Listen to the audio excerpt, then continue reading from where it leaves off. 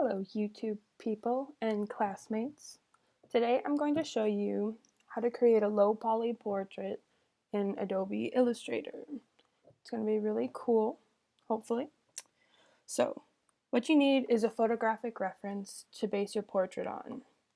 I got this lovely one off the internet, some model, and it's really important to make a new layer. Reiterating that, as I recently made one without making a new layer and felt really dumb. And alright, so on your new layer, you're going to want to snap to point, snap to grid, and you want your grid to show. And if you click that and your grid isn't showing up, go to your preferences, guides and grid, and then uncheck grids and back. And I also made my grid 36 pixels because I wanted, well, my picture was smaller, so I just wanted more finesse. And the main tool we're going to be using today is the pen tool, which is, if you've never used it, it can be tricky, but it's really cool, worth learning how to use it, I would say. Alright, so with my pen tool, I clicked no fill, we don't want to fill, and then I made my stroke a light blue, because we're going to be coloring over top of this picture, so it'll just show up easier. And what we're first going to do is outline this portrait. And the point of low poly portraits, I guess, is to look kind of blocky and geometric. So it can depend how you want your final product to look. But if you use less lines, bigger shapes, it's going to look more abstract. Whereas if you use lots of smaller lines, it's going to look a little more realistic. Maybe you'll be able to tell who it is better. But, you know, little lines take longer, so you decide. Alright, so we got our outline here. And next what we're going to do is outline the main features of the face.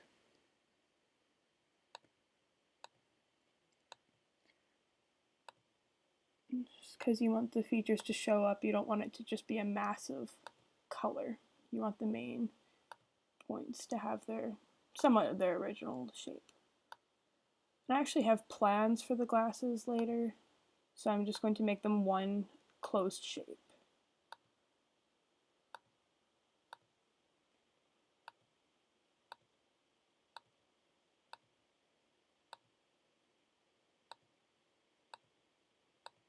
There we go, closed shape. The mouth, nose, also good things to outline.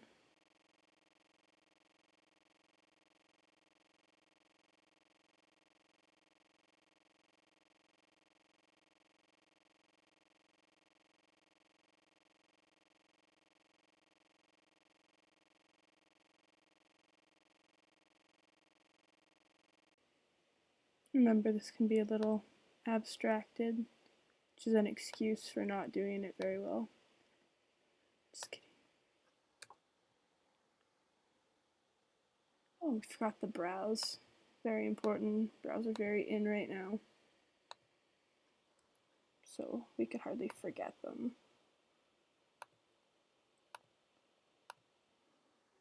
Exaggerated it a little bit. It's okay. It'll look really cool when it's done.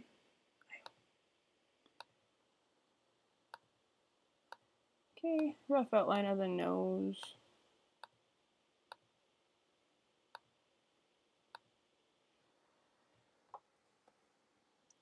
I guess I'll do the ears here too.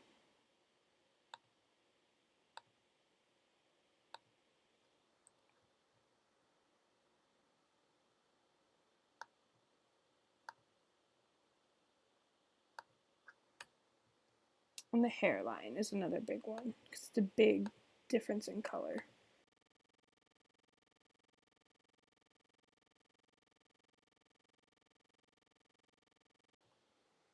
Okay, so that's the basic features outlined. Looks kind of funny now, but don't worry, it looks cool when it's finished.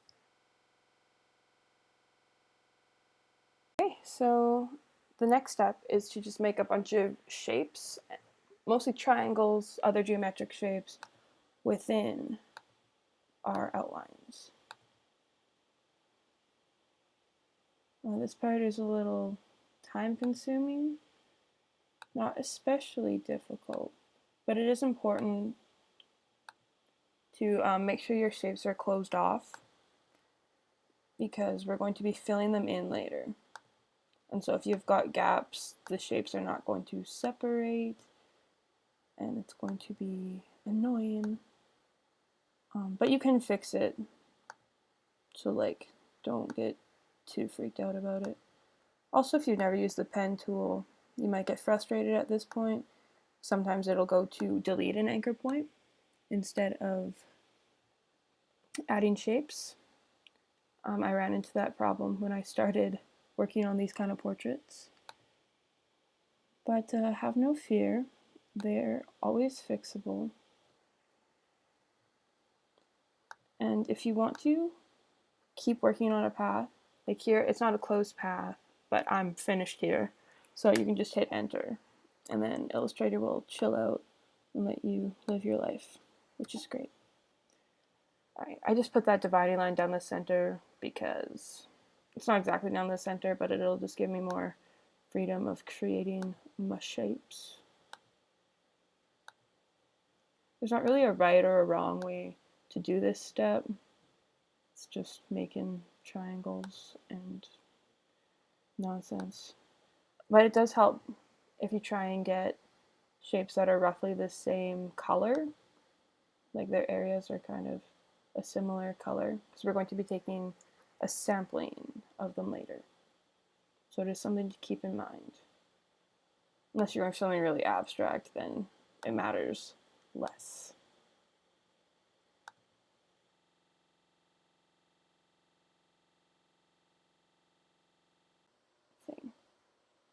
So at this point, if you want, you can hide your grid. You don't really need it anymore.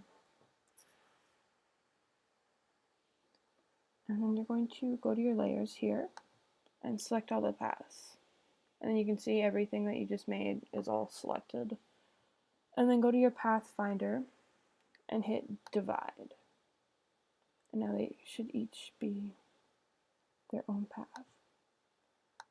So you go down here and you click something, you can see that just this section is highlighted. And so this next step is also time consuming.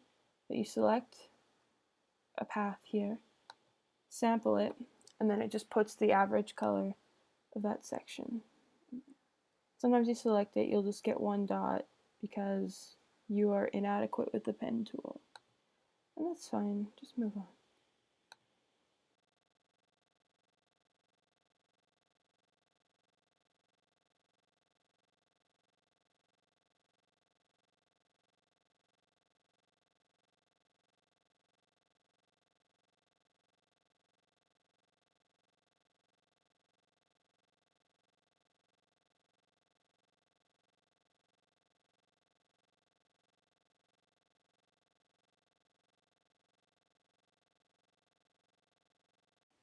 Alright, so if you do have these little spots left over from inexpertise, you can select them and then just get rid of the fill. The stroke. Oh, they're a little bit tricky. I should have. Okay, if you're doing this and you ever click on a point that doesn't have a shape to go with it, just get rid of these guys as you go. I'm finding it difficult to select them now. So, alright, we all learned something.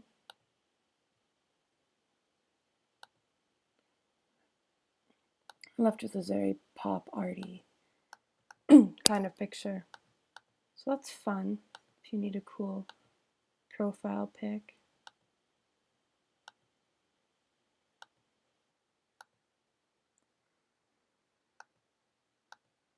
The good thing about my tutorial is that it shows you what to do when you mess up. So in the professional ones on the internet, they don't show you what to do when they mess up, because they don't.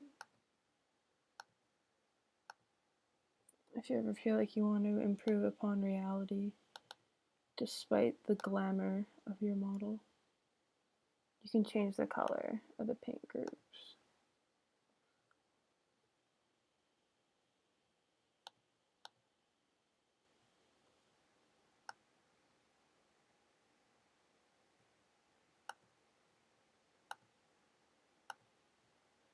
Right, I've got some cool shades. And there you have it. And it's the basic tutorial for how to make a low poly portrait. It's kind of a cool geometric effect. You could do it on portraits, you could do it on shapes, objects, still life type things.